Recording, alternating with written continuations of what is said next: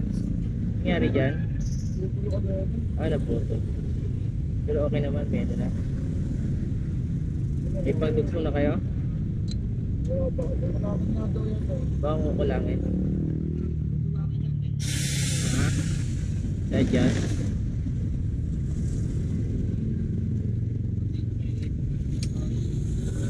Ano yan? May pagputol ako dito. Oo, may pagputol ako dito. Okay, sige. Ano to? 8 to, di ba? Oo. Kukunin ko yung 8. Sige, ka na.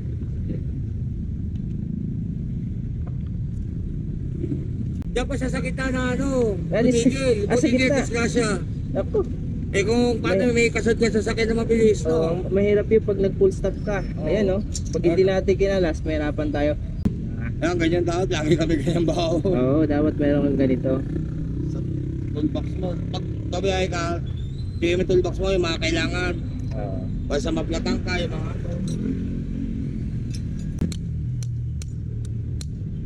ipapasok mo sa isa.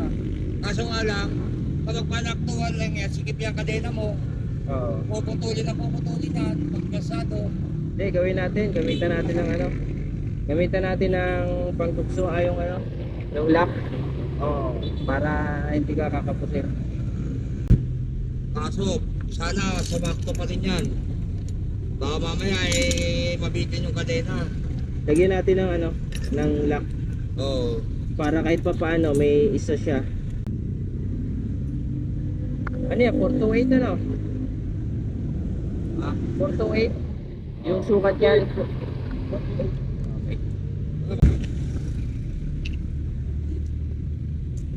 Yung dalawahan lang. Yung dalawahan. Ito. Yan, pwede na yan. Pwede na to.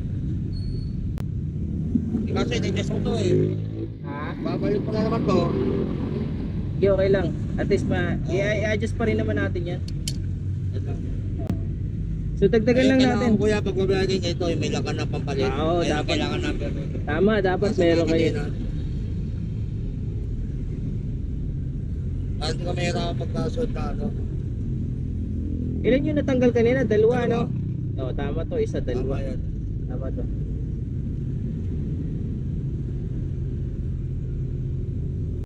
So ito, Paps, palitan mo na, ha? Kasi delikado ka na dito, tsaka nakalock. Ang gawin mo, Paps, yung lock na ikinabit natin dyan, tanggalin mo lahat yan. Gawin mo ngayon siyang reserva. Okay na?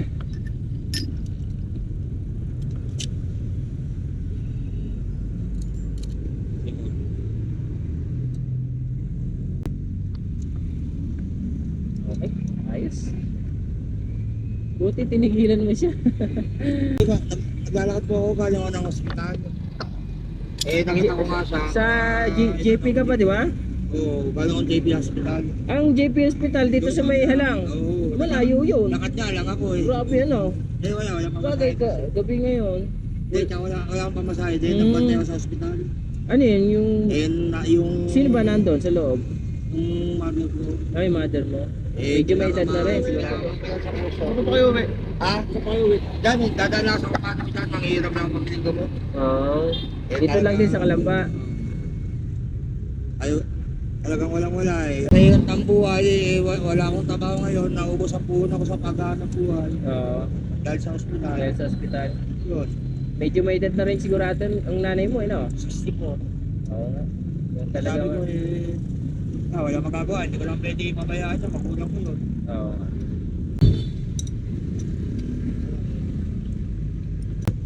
Paps, paandarin mo. Ano, lalangisan natin.